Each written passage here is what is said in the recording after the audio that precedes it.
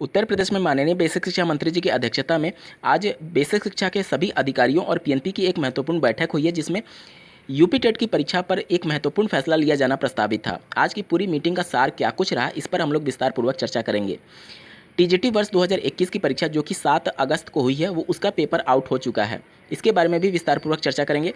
DElEd के scrutiny result की घोषणा के बाद से ऐसे प्रशिक्षु जिनकी बैक लगी है या फिर ऐसे प्रशिक्षु जिनका 3 बार का अटेम्प्ट समाप्त हो चुका है, अब उनके साथ क्या होगा या फिर बैक पेपर की परीक्षा कब होगी। साथ ही डीएलएड चतुर्थ सेमेस्टर की परीक्षा के बारे में भी इस वीडियो में डिटेल में चर्चा करने वाले हैं और शिक्षा जगत से जुड़े कुछ तमाम खबरों को भी डिटेल में देखेंगे। तो अंत तक जरूर बने रहिएगा इस वीडियो के साथ, बिना किसी पार्ट को स्किप किए हुए। नमस्कार दोस्तों, मेरा नाम है नीरज और आप देख रहे हैं करियर बिट यूट्यूब चैनल। अगर आप इस चैनल पहली बार विजिट कर रहे हैं तो इसको सब्सक्राइब करते हुए बेल आइकन को प्रेस करना ना भूलें। माननीय बेसिक शिक्षा मंत्री जी के द्वारा एक फेसबुक पोस्ट करके ये जानकारी दी गई है कि बेसिक शिक्षा से संबंधित सभी अधिकारियों से मीटिंग समाप्त हो गई है और उनको कुछ महत्वपूर्ण दिशा निर्देश माननीय बेसिक शिक्षा मंत्री जी के द्वारा जारी किया गया है।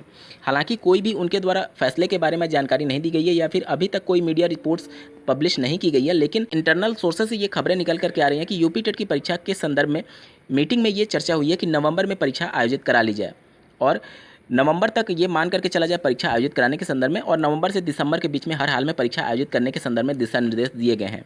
हालांकि अभी से भी अगर पीएनपी तैयारियां प्रारंभ करती है तो नवंबर के अंतिम सप्ताह में भी परीक्षा हो पाना लगभग नामुमकिन कार्य है, क्योंकि कम से कम 20 से 25 दिन का आवेदन लिया जाएगा। उसके बाद से कम 2 से 3 महीने का वक्त पीएनपी को चाहिए होता है परीक्षा की तैयारियों को करने के संदर्भ में। तो बहुत ज़्यादा मुश्किलें हैं नवंबर में परीक्षा कराने के संदर्भ में। और जिस प्रकार से 19 दिसंबर का प्रस्ताव भेजा गया था, अभी तक कोई पर्टिकुलर डेट पर मुहर नहीं लगी है, लेकिन ये बातें जरूर कही जा रही हैं कि नवंबर से दिसंबर के बीच में ही परीक्षा का आयोजन किया जाएगा। ये इंटरनल सोर्सेज से पता चला है। साथ ही आज की पूरी मीटिंग का प्रमुख सार ये रहा कि जो इन सर्विस टीचर्स हैं, मतलब कि जो पहले से सहायक अध्यापक हैं, उनकी कुछ समस्याएं थी, जैसे कि कई ज़िलों में उनका ट्रांसफ़र काफ़ी लंबे समय से नहीं हो पा रहा था। तो अपने मनपसंद ज़िलों में ट्रांसफ़र लगातार सहायक अध्यापक करने के लिए सरकार पर दबाव बना रहे थे। तो इसी के संबंध में ये फैसला लिया गया है कि अब म्यूचुअल ट्रांसफ़र के माध्यम से अभ्यर्थियों को अपने जनपद में ट्रांसफ़र दिया जाना आसान किया जाएगा।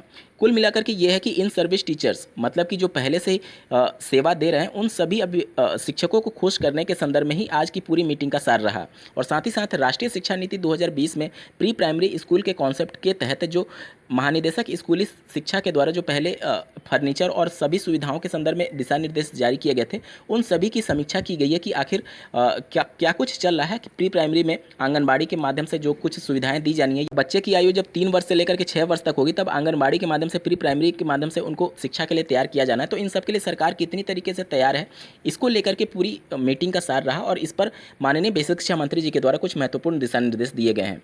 हालांकि जूनियर एडेड भर्ती परीक्षा पर कोई भी सहमति नहीं बनी है।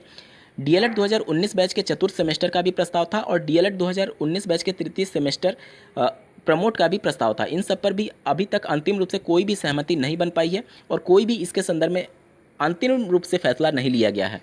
इंटरनल सोर्सेज से प्राप्त सूचना के आधार पर मैंने आप सभी को ये सभी चीज़ें बताई हैं। अभी ऑफिशियली कुछ भी अनाउंस नहीं किया गया या फिर मीडिया में अभी इसको लेकर के कुछ भी खबरें नहीं आई हैं। यूपी SSC आयोग के माध्यम से आयोजित होने वाली 20 अगस्त की पीईटी परीक्षा के संदर्भ में एग्जाम सेंटर्स निर्धारित कर दिए गए हैं।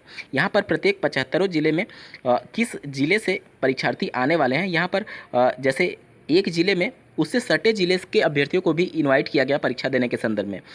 यहाँ पर प्रत्येक जिले में परीक्षा तो हो रही है, लेकिन एग्जाम सेंटर्स इस प्रकार से डिसाइड किए गए हैं कि बगल वाले जिले से भी अभ्यर्थी यहाँ पर आएंगे और उस जिले में भी इस पर्टिकुलर जिले से अभ्यर्थी परीक्षा देने जाएंगे। स्क्रीन पर आप देख सकते हैं, जैसे कि मान लीजिए अगर मैं यहाँ पर गोरखपुर का उदाहरण लेता हूँ, तो स्क्रीन पर आप देखिए गोरखपुर के बारे में ये जानकारी दी गई है कि यहाँ पर देवरिया जिले से और आजमगढ़ जिले से और बिहार से यहाँ पर आएंगे परीक्षा देने के लिए। आप 32 नंबर वाले रो में देख पा रहे होंगे। और इसी प्रकार से अगर मैं देवरिया जिले की बात करूं तो देवरिया जिले में आप देख सकते हैं गोरखपुर और महाराजगंज जिले से अभ्यर्थी आएंगे। गोरखपुर से 15,000 और महाराजगंज से 6,413 अभ्यर्थी परीक्षा में सम्मिलित होने देवरिया जाएंगे। उत्तर प्रदेश माध्यमिक शिक्षा सेवा चयन बोर्ड के द्वारा दिनांक 7 अगस्त 2021 को एक पब्लिक नोटिस जारी करते हुए पीजीटी की प्रवेश पत्र जारी करने के संदर्भ में यहाँ पर जानकारी दी गई है।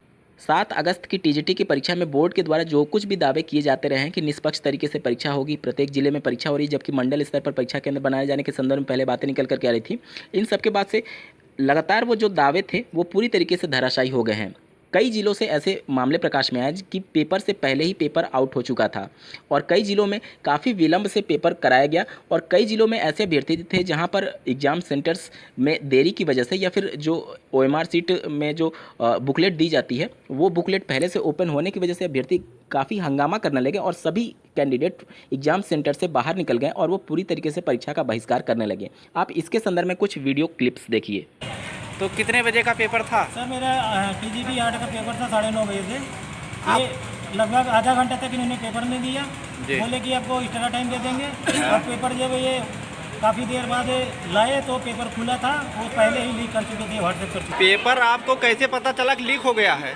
पेपर हम लोगों के पास जो बंडल ले आए थे सब खुला खुला बिखरा हुआ ले आए थे खाली करके। बंडल पहले से ही खुला था? हाँ पहले से खुला था जी।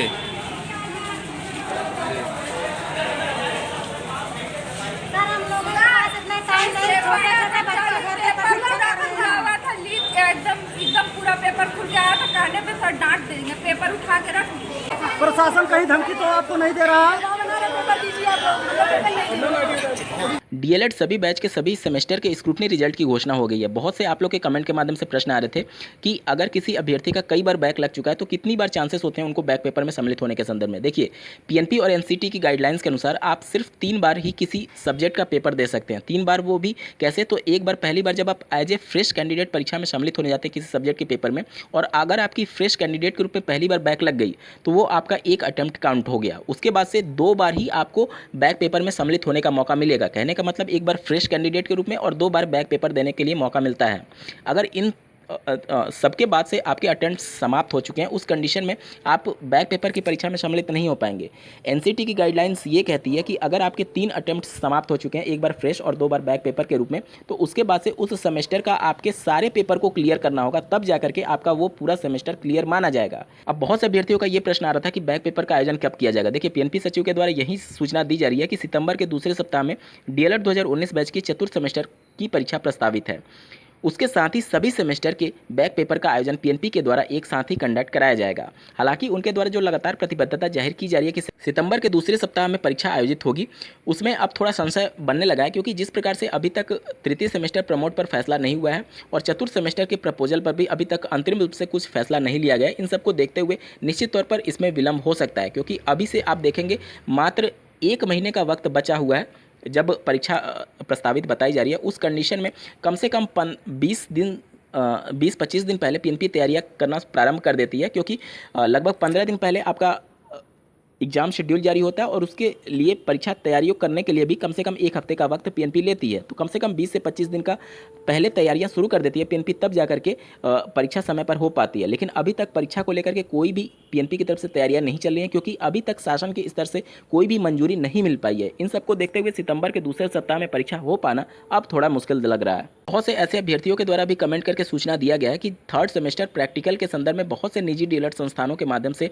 अभ्यर्थियों को कॉल करके बुलाया जा रहा है कि आप अपना आकर के प्रैक्टिकल दीजिए और उसके एवज में बहुत मोटी रकम वसूली जा रही है। वहीं चतुर्थ सेमेस्टर के इंटर्नशिप लगाए जाने के भी संदर्भ में एक अभ्यर्थियों के द्वारा ये मुझे सूचित कराया गया है कि 10-10 हज़ार रुपये इस इंटर्नशिप लगाए जाने के संदर्भ में अभ्यर्थियों से वसूला जा रहा है। देखिए ये सभी चीज़ें फ्री ऑफ कॉस्ट होती हैं, इसके लिए आपको 1 भी रुपया देने की जरूरत नहीं होती है। इंटर्नशिप हो गया या फिर प्रैक्टिकल हो गया, इसके लिए कोई भी 1 रुपया देने की जरूरत नहीं होती। और जो भी आपका निजी DLED संस्थान तृतीय सेमेस्टर का प्रैक्टिकल ले रहा है, आप उसकी लिखित रूप से शिकायत अपने संबंधित जिले के डाइट में करिए। देखिए इसी प्रकार का एक मामला 2018 बैच के साथ हुआ था, जहां पर एक निजी DLED संस्थान अपने स्तर पर बिना किसी नोटिस के प्रैक्टिकल ले रहा था। तृतीय सेमेस्टर जब 18 बैच का प्रमोट हुआ था, तो उस समय उस संबंधित जिले के डाइट के द्वारा उनको नोटिस जारी किया गया कि आप बिना ऑफिशियल नोटिफिकेशन के या फिर बिना दिशा निर्देश के आप प्रैक्टिकल कैसे ले सकते हैं। तो आप सभी भी अपने संबंधित जिले के डाइट प्राचार्य से इसके रूप में लिखित शिकायत करिए कि बिना किसी आदेश के 3rd सेमेस्टर का प्रैक्टिकल होने का सवाल ही नहीं होता है, क्योंकि प्रपोजल में तृतीय सेमेस्टर प्रमोट के बारे में बातें कही गई हैं।